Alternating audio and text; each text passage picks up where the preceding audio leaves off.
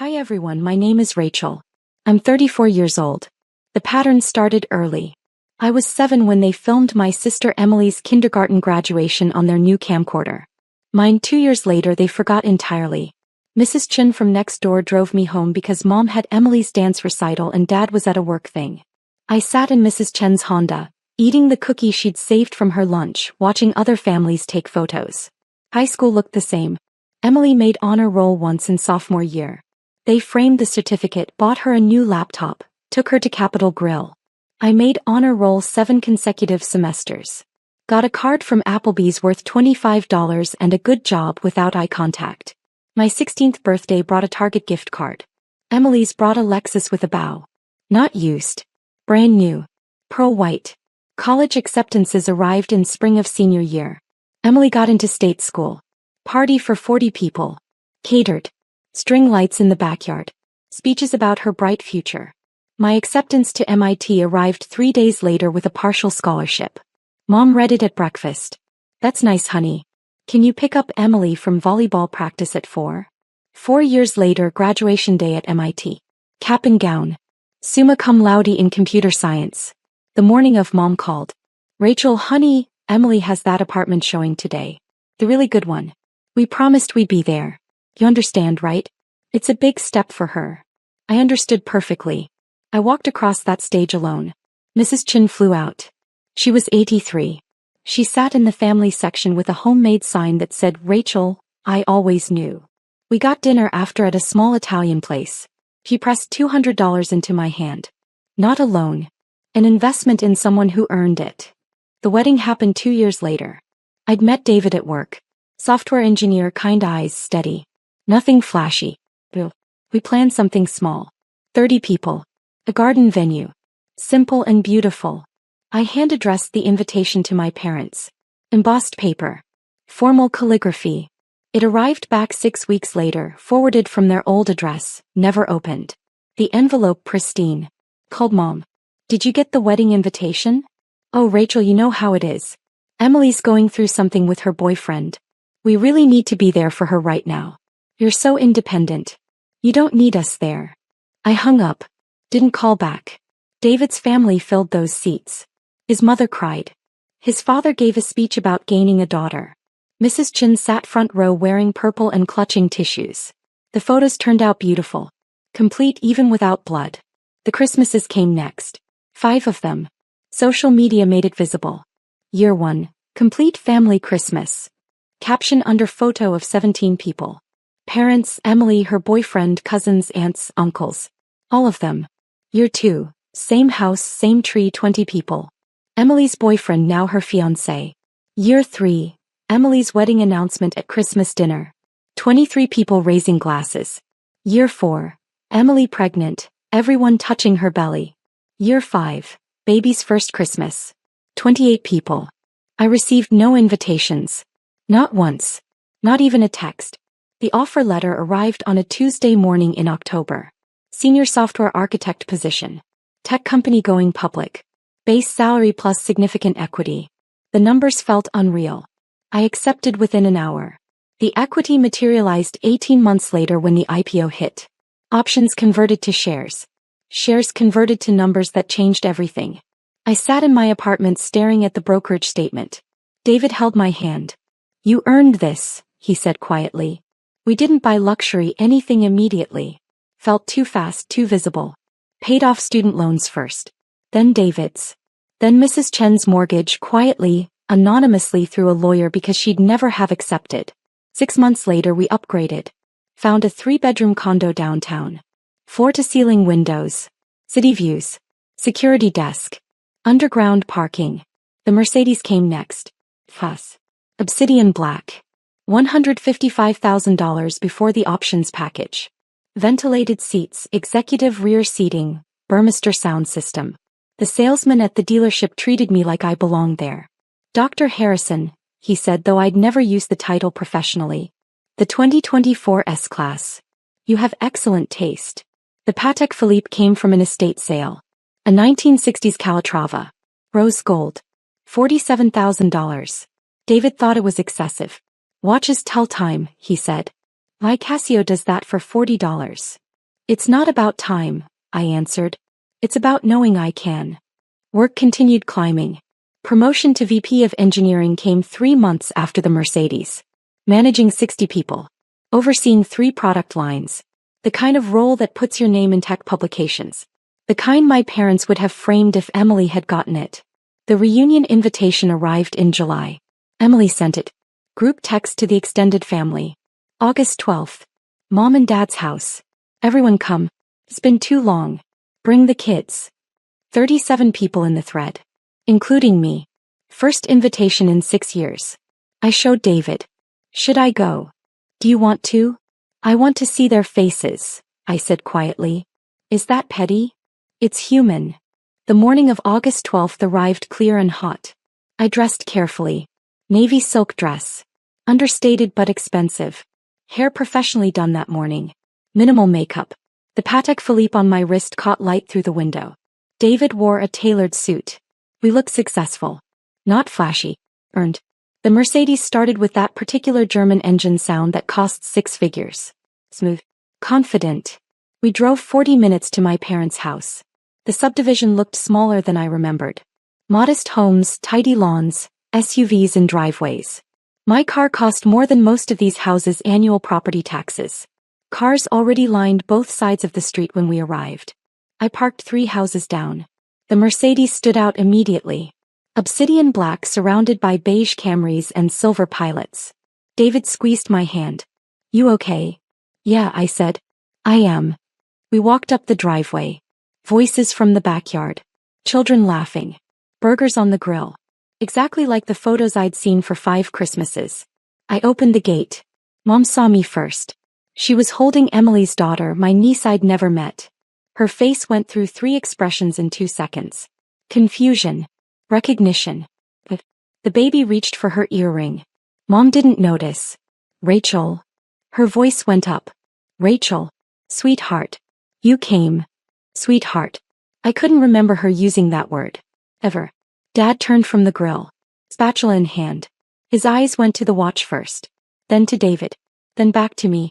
Well, he said carefully. Look who decided to show up. Emily appeared from inside carrying a bowl of potato salad. She stopped at the door. Her eyes scanned me like a price checker. Dress. Who's? Watch. Hair. I saw the calculation happen. Oh my God, she said. Rachel. Well, you look. She paused. Different. Hi, Emily, I said evenly. This is my husband, David. Husband. Mom's voice went even higher. Rachel, I didn't know you got married. I waited 3 beats. You didn't open the invitation. Silence dropped. Uncomfortable. Heavy. Oh, Mom recovered. Well, things were so busy with Emily's situation. You know how it is. I know exactly how it is, I said softly. Uncle Tom approached with beer. Rachel. Haven't seen you in years. How've you been? Working, I answered. VP of Engineering at Maverick Tech. His eyebrows went up. Maverick? That company's everywhere. IPO last year, right? 18 months ago, I confirmed. Jesus, Uncle Tom said. You were there for that? He looked at Dad. Did you know Rachel was at Maverick? Dad's face went careful. Lose touch sometimes. Everyone's busy. Cousin Jennifer appeared at my elbow. She'd always been kind. Sent me cards on birthdays my parents forgot. Rachel, she said warmly. That car outside. The black Mercedes. Is that yours? It is, I said.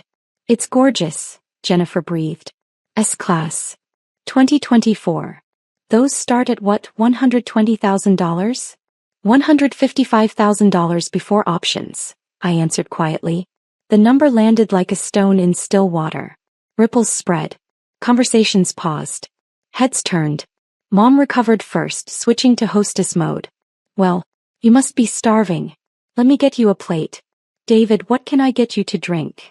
She'd learned his name 30 seconds ago. The afternoon moved forward. I stayed polite. Distant.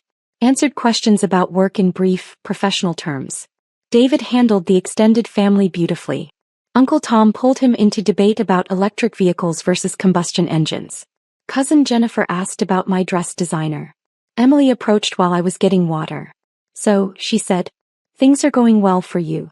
They are. That's a serious watch. It is. Rachel. She paused, playing with her wine glass. Why didn't you ever tell us about your success? I looked at her directly. You never asked. That's not fair. You just disappeared. You had 28 people at Christmas last year, Emily. Where was my invitation? Her face flushed. Mom handles the invitations. Mom has my number, my address, my email. What she doesn't have is interest. That's harsh. It's accurate, I said evenly. Excuse me. I walked to the far corner of the yard. David joined me. Ready to leave? Soon, I answered. Not yet. Dad approached as the sun started setting. Hamburger in hand, beer in the other. Casual. Like we had these conversations regularly. Rachel, he said. Can we talk? We are talking. Privately. No need, I said. Anything you want to say you can say here. He glanced at David. David didn't move. Hey, Dad started. Look, your mother and I, we've been talking. About investments. Retirement planning. You clearly know your way around money. We thought, maybe you could give us some advice. Maybe help us strategize. Strategize, I repeated. Well, yes. You've done so well. We thought maybe you could help us do better. You want financial advice. More than advice, he said, warming to the topic. Partnership maybe. You invest, we provide, well, family support, network, that kind of thing. I let the words settle. Took a sip of water. Waited. Family support, I said finally. Like coming to my MIT graduation? His face tightened. Or opening my wedding invitation? I continued quietly. Or inviting me to Christmas. Any Christmas? In 5 years. Rachel. You want to discuss investments, I said. Here's my investment advice. You invested nothing in me for 34 years. That's a complete portfolio. No additions needed. That's not fair. We raised you, fed you, put a roof. You did the legal minimum, I interrupted, still calm. You kept me alive. Congratulations. That's not investment. That's obligation. Mom appeared. Rachel, honey, what's going on? Dad wants to discuss money, I said clearly. Oh. Mom brightened. Yes. We were just saying you've done so well and we could really use some help with. No, I said. The word hung. I'm sorry. Mom blinked. No. I'm not helping with money. Or investments. Or any financial need you have. Rachel, Dad's voice hardened. We're family. I pulled out my phone. Opened photos. Turned it to face them. This is your Christmas post from last year. Complete family Christmas. 28 people. Where am I? Mom's face went pale. I swiped. This one's from 3 years ago. Everyone we love most. Where am I? Swiped again. Emily's wedding announcement. All together at last. Where am I? We thought, Mom started. You thought I didn't notice, I finished. You thought I'd disappear quietly. And I did. But you didn't get to decide when I reappeared. Or under what terms. You're being cruel, Emily's voice came from behind. They're getting older. They need help. I turned to her.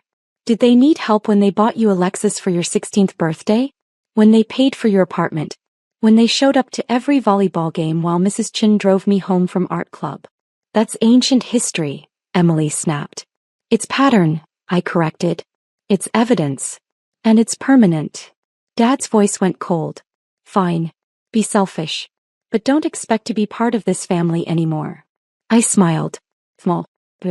I haven't been part of this family for a very long time, Dad. You just didn't notice until I stopped caring. We left without goodbyes. David opened my car door. The Mercedes interior smelled like leather and new car and choices I'd earned. We pulled away from the curb. In the rearview mirror I saw them standing in the driveway. All three of them. Watching me leave. I didn't wave. The calls started that evening. Mom first. 7 times. I let them ring. Then texts. Rachel, we need to talk. This isn't how family behaves. Your father is very upset. His blood pressure can't handle stress like this. I'm your mother. You can't just cut me off. Dad's messages came more aggressive. This is extremely immature. You're making a mistake you'll regret. Don't expect us to be available when you need us. Emily's were manipulation dressed as concern.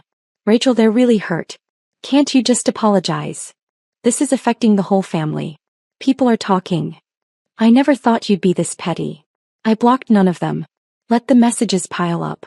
Evidence folders, Dr. Walsh had called them in therapy. Keep everything. Not to use against them. To use for yourself. When they try to rewrite history. Work continued thriving. The board meeting that Tuesday went flawlessly. New product launch exceeded projections by 40%. The CEO pulled me aside after. Rachel, the board wants to discuss expanding your role. Chief Technology Officer. We're thinking succession planning.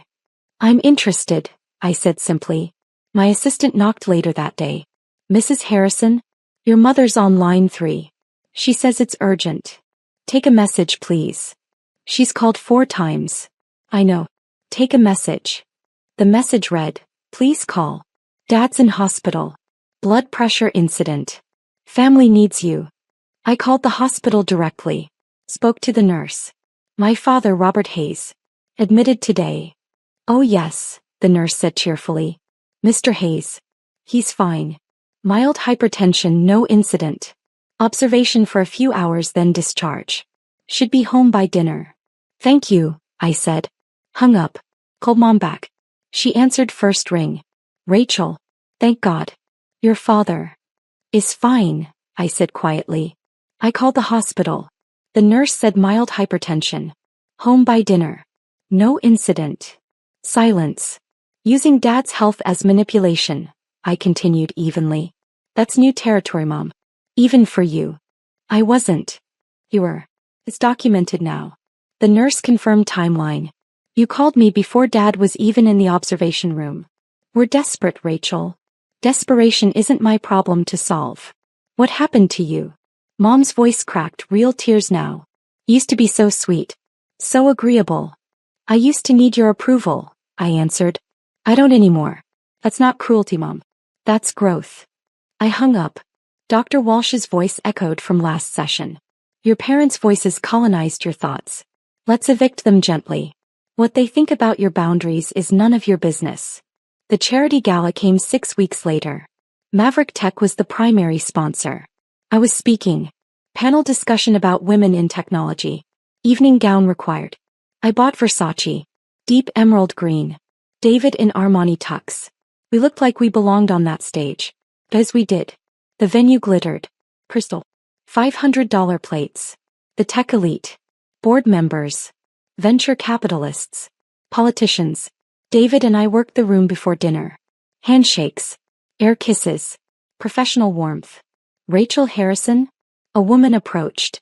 Board member from Sequoia Capital. I've been hoping to meet you. Your work at Maverick is impressive. Thank you, I said. Are you enjoying the evening? Immensely. Though I'm more interested in whether you're happy at Maverick or if you're open to conversations. I smiled. Always open to conversations. The panel went smoothly. Questions about breaking glass ceilings, mentoring young women, balancing leadership with authenticity. I spoke about Mrs. Chin. About the people who showed up. About David's family who'd made space at the table. Success doesn't happen in isolation, I said from the stage. It happens because someone sees your potential before you do. Mrs. Chin saw mine. She flew across the country at 83 to watch me graduate when my own family couldn't be bothered. That's investment. That's family. Applause rippled. I returned to my seat. During dinner, David touched my arm. Don't turn around quickly. But your parents are here. What? 3 tables back. Your mom, dad, and Emily. Emily's husband too. I turned slowly. There they were. Evening wear. Formal attire. Seated with people I didn't recognize. They'd bought tickets. To my event. Mom saw me looking. Eager. Bright. I turned back around. Continued eating. After dinner, the networking reception. Open bar. Small plates. Live piano. I moved through conversations professionally. Thanked donors. Posed for photos with other speakers. Mom materialized at my elbow. Rachel. Sweetheart. That speech was beautiful. Thanks, I said neutrally. We had no idea you were speaking. When we saw the program, we were so proud. Proud, I repeated. Of course. You're doing such important work. Dad and Emily appeared. Both smiling. Warm. Like we did this regularly. Rachel, Dad said. Impressive event. Really impressive. Thank you. Listen, he continued. About the reunion. Maybe we overreacted. We'd like to talk. Clear the air. Maybe dinner this week. I looked at him. Really looked. Saw the new suit. Probably rented. The watch. Fossil, not luxury brand. The shoes needing polish. Saw Mom's dress. Department store. Last season. Emily's jewelry. Good but not great. Saw them seeing me. Versace. Patek Philippe. Maverick Tech name badge with VP Engineering under my name. Photographers capturing me with board members. Saw them calculating. No, I said simply. I'm sorry. Mom blinked. No dinner. No clearing air. No reconciliation. Rachel, we came all this way. You bought tickets, I corrected. To an event I was already part of. That's not effort. That's opportunism. That's unfair, Emily said. We're trying. You're trying now, I said evenly. You saw the Mercedes. The watch. This dress. This event. My name on that screen. You didn't try when I needed trying. When I graduated MIT. When I got married. When I made VP. You try now because you think there's something in it for you. We're family, Dad said, voice hardening. You keep saying that word, I answered quietly. But you've never understood what it means. Family shows up. Family opens invitations. Family doesn't caption photos, complete family, when their daughter is missing from them. How long are you going to hold that against us? Mom's voice went sharp. I'm not holding anything, I said. I'm simply maintaining boundaries with people who've proven themselves unsafe. Unsafe. Emily's laugh came bitter. Dramatic much? I pulled out my phone. Opened the evidence folder. 5 Christmases. 0 invitations. Documentation. Swiped. Your wedding announcement. I learned about it from Facebook. Swiped. Dad's fake hospital emergency. Timeline proves manipulation. Swiped. 17 voicemails in 2 weeks. All demanding access to my money. You're keeping receipts? Dad's face flushed. On your own family? Dr. Walsh calls them evidence folders, I said calmly. Because people who gaslight require evidence to prevent historical revision. You'd know about that. The VP of Donor Relations approached. Mrs. Harrison? The photographer would like you for sponsor photos. Of course, I said. Turned to my parents. Enjoy the rest of your evening. I walked away. Didn't look back. David found me at the photo backdrop. Squeezed my hand. You okay? Yeah, I said. Meant it. I really am. The photographer arranged us with other sponsors. Maverick CEO. The founder. 3 board members. Me in the center. Big smiles everyone. This one's going on the website. Flash captured us. Successful. Belonging. Complete. In the background, barely visible, my parents stood at the edge of the crowd. Watching. Outside looking in. The photos hit Maverick's social media the next morning. Professional. My name in the caption. VP of Engineering Rachel Harrison speaking on women in technology leadership. Mom texted immediately. That photo is beautiful. Can you send it to me? I'd love to frame it. I didn't respond. Emily called. Rachel. Seriously. You're making this so much harder than it needs to be. I'm not making anything hard, I said evenly. I'm living my life. You're upset you're not in it. We want to be in it. You had 34 years to want that. You didn't. Not when wanting required effort. Only when it promised access. People change, Rachel. They do, I agreed. I changed. I stopped waiting for you to see me. So that's it? You're just done with us. I'm not done, Emily. I was never started. You can't end something that never existed. She hung up. The promotion came through 2 weeks later. Chief Technology Officer. Corner office. Equity package that made the first one look modest. Press release. Tech publication features. My face on magazine covers with headlines like, The Quiet Rise of Rachel Harrison. Mrs. Chun called when she saw the article. She was 87 now. Voice soft but still sharp. Rachel. I saw your picture. In the magazine. Hi, Mrs. Chin. I always knew, she said quietly. That day I drove you home from art club. You were 9. You didn't cry. You just looked out the window. I knew then you'd be fine. More than fine. You saved me, I said, throat tight. No, honey. I just saw you. That's all anyone needed to do. We talked for an hour. About gardens. Her grandchildren. David's new role. Normal things. Important things. Family things. My parents sent a card the next week. Congratulations on the promotion. Inside, a check for $5,000. A note in Mom's handwriting. To celebrate your success. We're so proud. Let's start fresh. I took a photo of the check. Saved it to the evidence folder. Drove to the bank. Deposited it. Immediately transferred $5,000 to Mrs. Chen's account with a note. For all the times you showed up. Sent Mom a text. Check received. Consider it a severance payment. The relationship is terminated. She called 17 times that day. I answered none. Dad sent an email. Subject line, final attempt at reconciliation. The body read, Rachel, your mother is devastated. Your sister is confused. I'm frankly disappointed. We raised you better than this. Yes, we made mistakes. All parents do. But this scorched earth approach is cruel. We're begging for one dinner. One conversation. A chance to rebuild. If you refuse, then you're exactly what you claim to hate. Someone who abandons family. The choice is yours. But make it knowing you'll live with the consequences. I read it 3 times. Showed Dr. Walsh in our next session. Thoughts? She asked.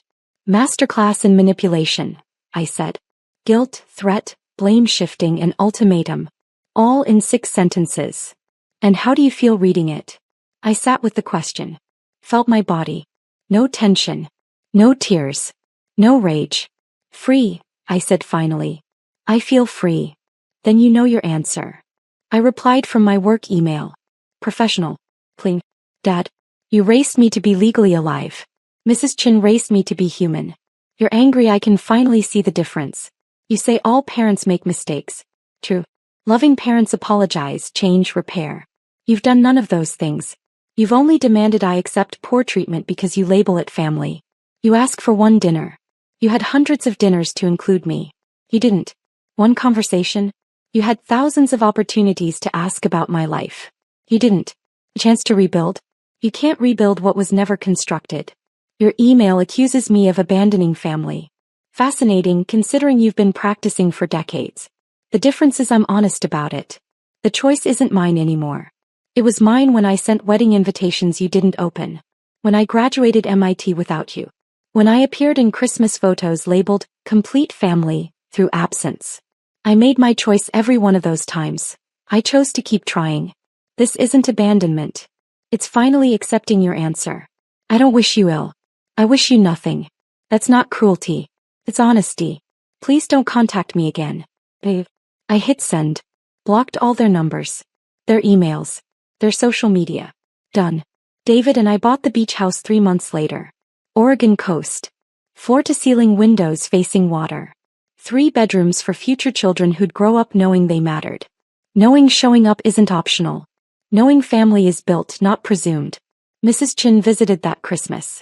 She met David's parents who'd become mine through choice. We cooked together. Laughed. Told stories. Took photos.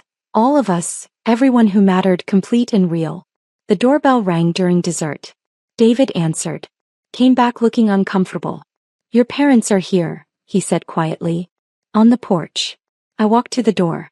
They stood in the cold. No car visible. Someone dropped them off. Rachel, Mom said. Please. It's Christmas. It is, I agreed. Can we come in? No. Just for a moment. To talk. We have nothing to discuss. Dad stepped forward. We made mistakes. We're admitting it. Isn't that what you wanted? I wanted parents, I said evenly. 20 years ago. 30 years ago. I don't want them anymore. I have a family now. One that showed up before I had money to make it worth their time. Rachel, Mom's voice cracked. You taught me everything I needed to know, I interrupted gently. You taught me that family is conditional. That love has price tags. That showing up is optional. I learned the lessons.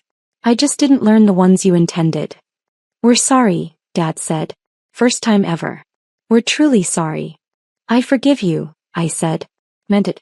Forgiveness doesn't mean reconciliation. It doesn't mean access. It means I'm not carrying your choices anymore. You are. I closed the door, locked it, walked back to the dining room where warmth waited, where laughter continued, where people who'd chosen me sat around a table built from better timber. Mrs. Chin squeezed my hand. Proud of you, she whispered. Through the window I watched my parents walk down the driveway. Small figures getting smaller. I felt nothing but peace. The Mercedes sat in the garage. The Patek Philippe on my wrist.